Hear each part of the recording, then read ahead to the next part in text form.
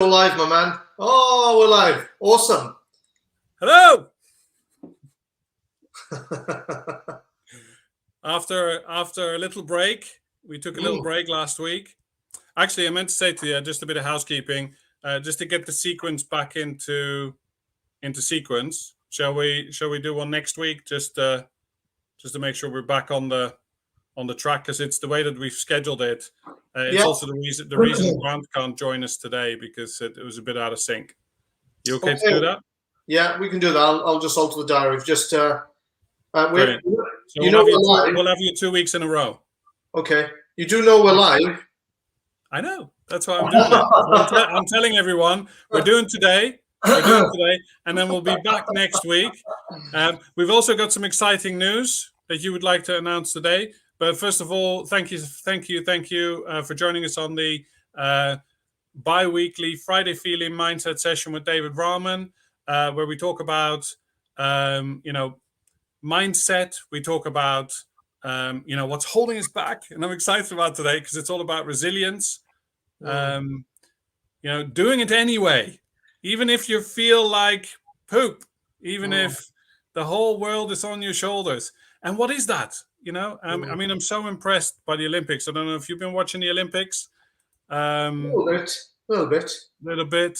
I mean, the Simone Biles, she like, considering everything she's overcome, the mental block, the overwhelming pressure, being the face of Tokyo 2020, and then she had a family bereavement.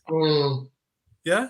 And then she still absolutely smashed it and got on the podium, got a bronze medal. Another one, British athlete, Katarina Johnson-Thompson. Massive injury problems. She actually admitted having imposter syndrome. Yeah. She feels she has inadequacies. She's a top athlete. Yeah. But the thing is, she's open about it, and she's open to talk about her emotions, right?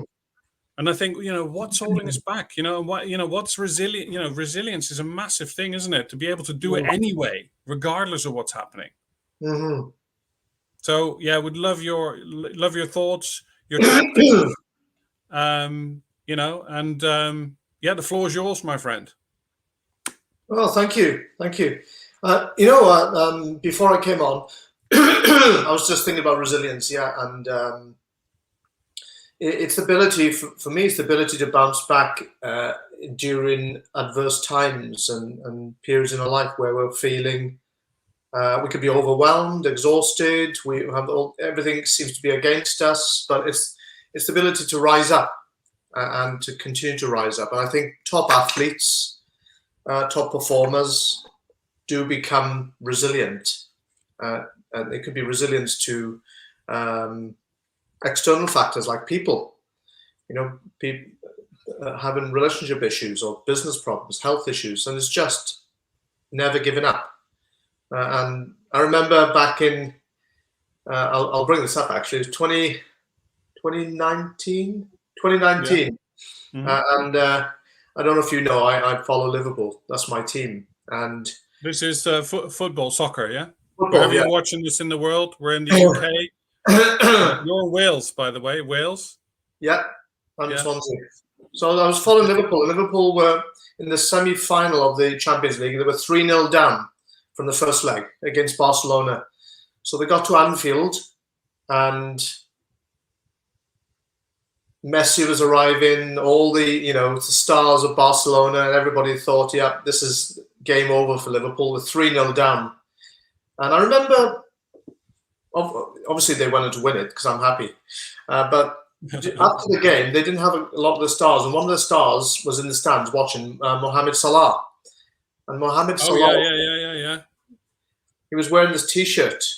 And I always remember the T-shirt. And it's synonymous with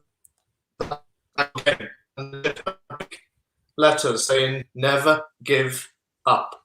And that, for me, during that game was resilience. To come back from 3-0 down and to win 4-3 against Barcelona, who were one of the best teams in the world. So it happens in any area of your life, any area of your life. So much could be going on, and you're tempted to want to run away. We're tempted to give up. But I wanted to actually share some slides with everyone. Can I? Yeah, I can share my screen. Okay to share my screen, Ed? Yeah. Okay, let's do this. I can't see it just yet. Can you see? No. It says everyone can see and hear you. Yeah, you should be able to see. Can you see my screen? Not quite yet. Oh, hang on. I'm going to add it to the stream now. Here you go. Excellent. Yeah, we can see it. If you want to make it full so screen, what I wanted please. to, yeah, for everyone, I just wanted to have a look at this. I mean, this is part of a training I do. Let me just get back to slides back up to 1. Okay, so if you're out there watching this, this is how to build resilience starting today. This is not something that I prepared for. This is from a webinar I do from one of my trainings. So really, it's about resilience. We're talking about resilience today, and it's the ability to withstand difficult times and bounce back, everyone. So that's the definition. That's my definition of resilience. This ability for us to withstand and really bounce back. But it's not necessarily a personal trait, which means that you can develop it. It's a skill. You can develop it. It can be learnt. And that's so important. Where you say, I can do it.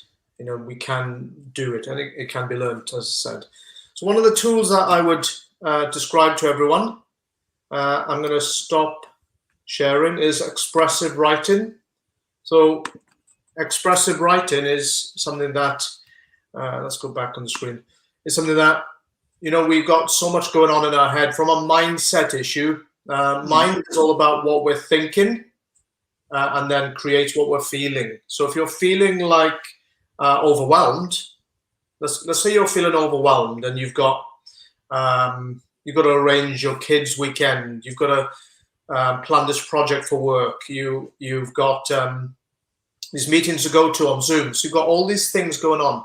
So what expressive writing does, it's a technique developed over the last 20 years, is to take a pen and paper and just to write down your thoughts for 20 minutes. So only for 20 minutes to write down your thoughts. So continuously write. But the magic of this, everyone, is do not edit your thoughts. So what the technique suggests is write continuously for 20 minutes. So find yourself a nice coffee shop or a nice room where you're away from someone or everyone, should we say, and just write for 20 minutes. But write down your thoughts unedited and write down your thoughts, whatever thoughts are coming up, like I'm angry, I feel annoyed. Why did I sign up for this? If only I hadn't had kids. Somebody take my kids away. Why did my car have to break down? I just wanted to just write down all these thoughts on paper. Just write it down all on paper. And don't judge your thoughts because they're your thoughts. They're just happening. It's electrical activity in your brain. It's just information that's coming in. So write down your thoughts for 20 minutes and just at the end of 20 minutes, just stop at that time. And what you can do after that is to just look at your thoughts. Just look at them, circle them. So start circling your thoughts and start looking at what you could be saying to yourself, because a lot of what we say to ourselves, everyone, is unconscious, which means we don't even know we're thinking it because it's become so repetitive. It's now become automatic. When you're making a cup of tea, you're not actually thinking about making the tea. You're just making it. It's automated. So you're just boiling the water, putting the tea bag in, pouring. But you're not thinking about it anymore. Whereas once upon a time, you had to be taught how to do that. So when you're looking at your thoughts, then circle the ones that you know are ridiculous. Circle the ones that you know are lies. Circle the ones that you know are BS. What it does for you is it takes out your head, it takes from the clouds, your own mind cloud, it takes it out and makes it more visible to you so that you don't feel it anymore because you're seeing it. You're actually seeing it on paper. When you do that, the emotional intensity of those thoughts drops. Suddenly, what you're thinking doesn't feel so bad anymore. And when you're looking at it and you're smiling, you think, this is effing ridiculous, these thoughts. Suddenly your stress level decreases and your anxiety decreases. And guess what happens? You start thinking, right, I want to make a comeback. That's it. I'm going to make sense of this. And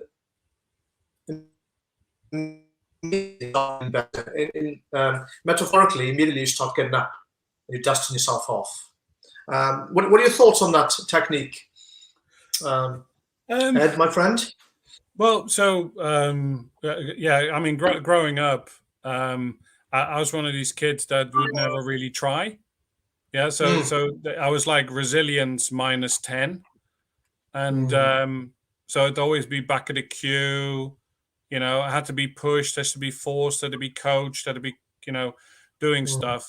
And I guess I wasn't even aware of the things that were going on in my brain. Because I was being pummeled by the outside influences that were coming in. Right. They were like, oh my God, and then you kind of freeze up, or you don't even bother,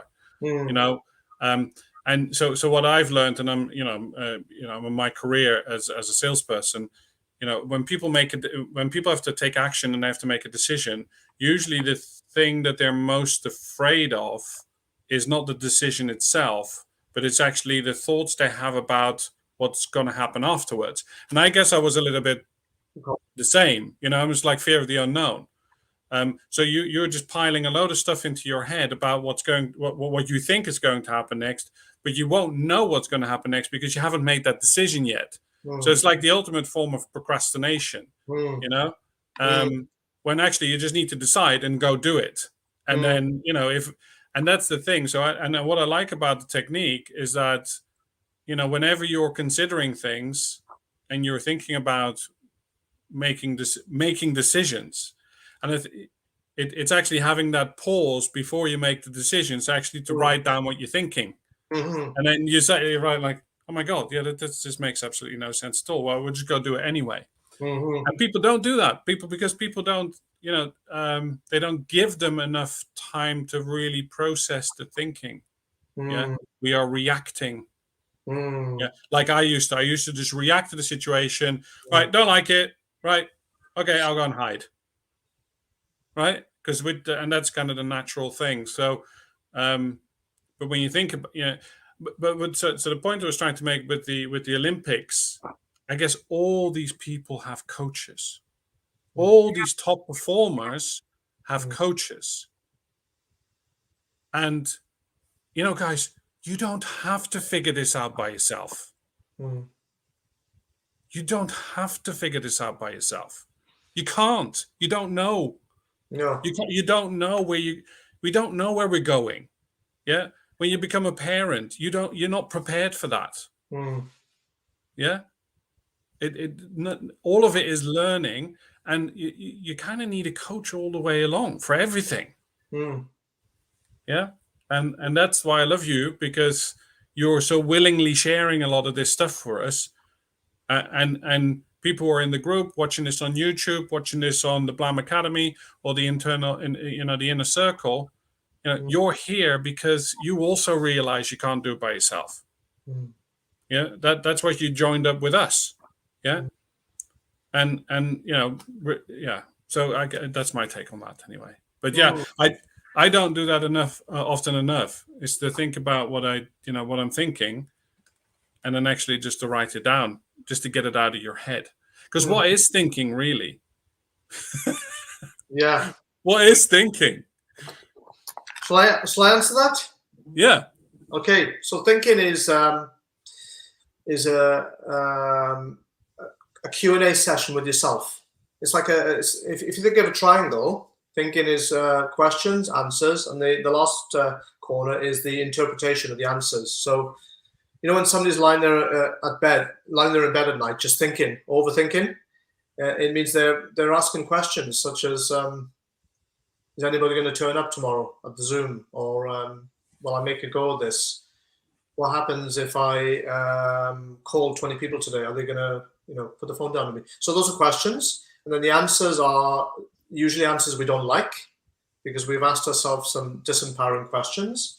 And then the interpretation of that. So that's my definition of thinking. It's process information with a Q&A. So say, for example, somebody would have been attending this session today, then they're going to be thinking, right, okay, so the first thing they think about is, what are they going to talk about today? Or is it going to be interesting? Have I got time to watch this? So those are all examples of questions.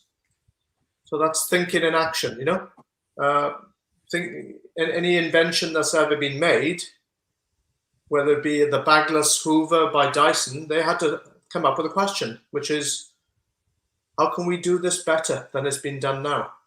How is it possible to use a bagless Hoover? And no one had asked those specific questions before. And it totally changed the way cleaning has been handled. But it's a billion-dollar industry. Well, that's it. And we just don't think often enough. And you're absolutely right. Most of the time, we overthink things. I watched something last night with Elon Musk, and that was just amazing, absolutely amazing. And the guy is on another level in terms of how he approaches the whole manufacturing process. But in it, this guy's building rockets, and obviously he's got the. But yeah, I encourage you to watch it. I'll drop the link in the chat a bit later on, because I haven't got time to look it up now. But there was something he said in there which was like, oh my God! I just like, most of the time we're trying to invent things that are completely unnecessary for the whole process, because and in manufacturing it just makes it more expensive and more laboursome, But actually, if you eliminate it, and the way that he put it was just genius. Yeah, you didn't need to put it there in the first place, And this is what a lot of people do. Yeah, and I think before they start a presentation, and they're thinking them being sort of self-deprecating. And they said, "Oh, I'm not very good at this. Yeah, don't expect too much." Right? Well, if you hadn't said that, you could have absolutely nailed it, and I wouldn't have known. Yeah, but because you're setting yourself up for failure, it's a bit like somebody hits a golf shot, over a crocodile-infested ravine, and he tees it up with the old ball, just because he knows if I tee it up with the old ball, it doesn't matter if I hit it in the ditch. Yeah. No, you should be teeing it up with a brand new ball and aim for the hole, right? Because that's where you want it to go. Yeah, and so anyway, but I think thinking is important. But the resilience thing, I think a lot of these professionals, and look, guys, when you're starting a business for yourself, you are becoming a pro athlete. You're becoming a professional in the true sense of the word. It's not just a job. You're becoming a pro in the true sense of the word. And the best thing to do is to get a coach and to get someone to talk to. I mean, this is what I found so powerful about the athlete. She's open about the fact that she has these issues. Yeah, most people aren't. They're trying to pretend that it's okay. It's not okay, right? And that's so evident. If it's not okay, just come and talk. I think it's good to. I think it's good to look at life in a very positive light. That the first thing is to realize, life is. I look at life as great. So if you put life is ... life is great. And then if I ask, say, someone else, they might say life is a struggle, or life is life is awful. But I always gauge how somebody looks at life by just saying, can you finish this sentence off? Life is ... And for me, Personally, life is great. It doesn't mean life is perfect. It doesn't mean I don't have my challenges. I've got huge challenges at the moment. But life is still great because I wake up in the morning, I breathe, I've opened my eyes. That's a great start to the day. And I've got food. So the simple things make it great. And I went running this morning. I loved it. Freedom. So, there's lots of people who can't run anymore. So I don't take anything for granted. It's not being, what can I say, looking at life is perfect. It's a great place. We've been given this opportunity. But resilience, it really is. Imagine like you're a baseball player and you've got a baseball bat. Now, life is going to throw curveballs at you all the time. It just does. And all you've got to do is bat them away.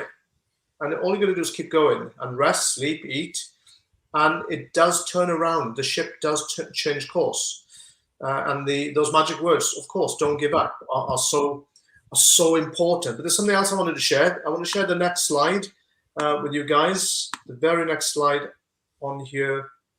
Okay. Can you see my screen? Not yet. I've got to add it to the stream. There you go. Boom. Okay. So the next slide is be kind to yourself. Okay, everyone. So be kind to yourself. So a big part of resilience is there's going to be a time when you'll get angry with yourself, or you get upset, and you start to criticize yourself, and this doesn't help. What this does, it keeps you nailed to the floor. You don't move forward, you don't get up because you are inflicting pain on yourself. So be kind to yourself. And one of the ways that you can do that is you can have me time. That's a really good quality of life where you can decide, okay, no one's going to get hold of me for the next 90 minutes. I'm just going to go for a walk, and I'm just going to go for a walk. I'm going to switch off my tech. I'm just going to be with nature. I'm just going to go in the park.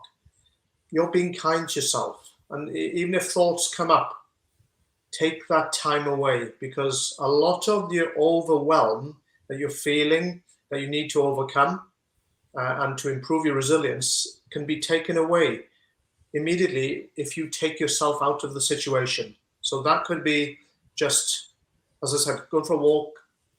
I used to do this in the good old days when we could go to the cinema happily. I used to go to the cinema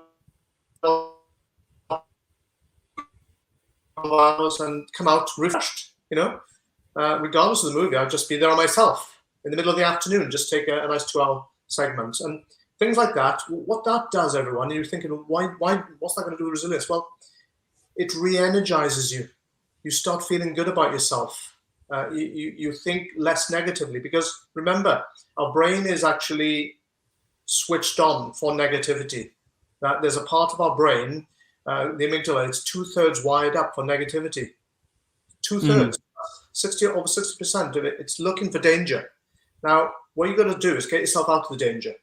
And what your brain will do then, it will just calm down. It switches gears, it calms down, because it's got nothing to be worried about, because you're in the park. You're relaxed. And then when you come back to what you're doing, immediately your eyes are fresh. Set of eyes. You can see problems and solutions immediately, as opposed to if you're still in there. Yeah. So, is that something that you do yourself? Kind to yourself? But again, I think about growing up, having to deal with, I think I was quite depressed as a teenager growing up because of family circumstances. And then, so I realized the power of overriding the negative thoughts. I didn't want to be in that situation. I didn't choose to be in that situation. But I was in that situation, but I wasn't going to let it dampen my spirits. Right. So there's one thing I used to do, and talking about walking, going for a walk. So I couldn't afford to, the bus, so I'd cycle everywhere. But I used to walk everywhere as well. And I used to think whenever I was walking that every time I put my foot down, that I was actually dropping, because I had been there with my foot touching the ground, it was like steps of gold that I was leaving behind for other people to pick up as I walked past. And I just had it in my head, this is a good thing that I'm walking. Yeah. My bike was stolen, so now I have to walk, but it doesn't matter because every time I put my foot down, that's actually benefiting someone somewhere. And then, and it was just overriding the thoughts. And I always used to think that, look, I probably can't get worse than what I am now. So I'm at 0. So the next thing that's going to happen is going to get me to 1. Right. And I actually got really good at starting over. I don't mind starting over. If I lose it all again, it actually doesn't matter because that's the challenge. It's fun. I can get started over again. Right. And that's the thing. Instead of having that 0 mindset now, we have it in our business. Yeah, we have a 0 back against the wall because you're going to be far more motivated than everything's going your way. Because like you said, when everything's going your way, you're looking for stuff to go wrong all the time. That's true. That's so true. And resilience, self-motivation, the ability to get back up, bounce back up. And it doesn't matter what other people are saying, you get back up because eventually it will work. It will work to your benefit. One of the other things that you can be kind to yourself and more compassionate is to write a letter to yourself. Okay, so if something's failed, something's not happened your way, it's not going your way, go somewhere, run away somewhere, and sit in your car, write a letter. That is in fact my promotional email today. Yeah, is exactly that. Oh. Wow. I've just published it. Well, I've just scheduled it to go out at 4:00. Right. But I'll read it out to you. This is awesome. Write this letter to change your life tonight. Okay. Doesn't have to take long. That can actually be really fun. In fact, it'll probably be therapeutic and help you bring in the weekend feeling more relaxed and lighter too. So here's the letter you're going to write. It's from you. Yeah, your future self. Yeah, and it's 5 years in the future, so not so far away. And this version of you started your own business and escaped the 9 to 5. This version of you is going to remember all the things you hated about your job, all the things you wished you could do, and then they're going to tell you about how everything changed for the better and how you finally made the decision to change it. They're going to describe your dream life 5 years from now, what you replaced office life with, where you work from, where you live, who you're with, the kind of stuff you're doing with your time. Imagine it all out loud as you're writing it. Yeah. And then you're going to thank you for taking that big, scary step into the unknown and to make all of that possible. Yeah. Then when you're done, just hang that letter up somewhere where you can see it regularly. If you live alone, put it on the fridge. If you live with a family, put it in your room. Yeah. Wherever you go, relaxing, get some quiet time in privacy. All right. Then keep reading it over and over again until you're ready. Because eventually you will be, as long as you keep reminding yourself of what you really want out of life. And I think we don't do that often enough. And it doesn't have to be Ferraris and, big houses and, living in Florida, although that would definitely help. But yeah. And then you just got to go make it happen, Yes, absolutely. And what you can do is that you can post the letter to yourself. So just grab an envelope, go to the post office if you can, and post it to yourself. Because there's nothing more real than receiving post, which is we don't receive much post these days. All the post we receive is not something that we really desire. Yeah. So just write a letter to yourself and then open it up and read it. It just makes it more real, and it's so powerful, so powerful. And as I put it up there and see it, and dream big. Dream big. People, the biggest dreamers in the world also then develop the biggest resilience, because if your dream is big, the steps that you can take to moving towards that goal are exciting. It gets you up faster. You wake up faster in the morning, and you're still going. You're still going. You're like Duracell. You just don't give up. Bang, bang, bang, bang. So I hope that was helpful for everyone today. We shared a Yeah, couple of great. tips. No, I love resilience because it's the resilient ones that that those are the ones who don't give up. Yeah, those are the ones who despite the challenges that life throws at them, yeah, whether it's grief or bereavement or strife, yeah, it happens to all of us. Shit happens, okay, but go and talk to someone, yeah. If you find it's dragging you down, yeah, go and talk to someone. Find someone positive, yeah. Watch that video that I watched last night with Elon Musk. It's just like, it's mind blowing. I mean, the guy's built. Did you put it in the chat box? Yeah, I dropped it in the chat in the Facebook group. I'll send it to you on WhatsApp as well. Thank you. Really, really good to spend some time with you, man. You I too. so appreciate it. Thank you so much, and good luck with the Mindset Academy. Thank you. Really, really look out on David's Instagram. He's launched a really exciting program, and really excited about next week because we're going to go and do. We had a break, so that's why next week, Friday Feeling Mindset Session with David Rahman. We'll be back here this time next week. So signing off now. Thank you so much. Thank you. Take care. Bye. Good luck to everyone. See ya. Bye. Okay, end the broadcast.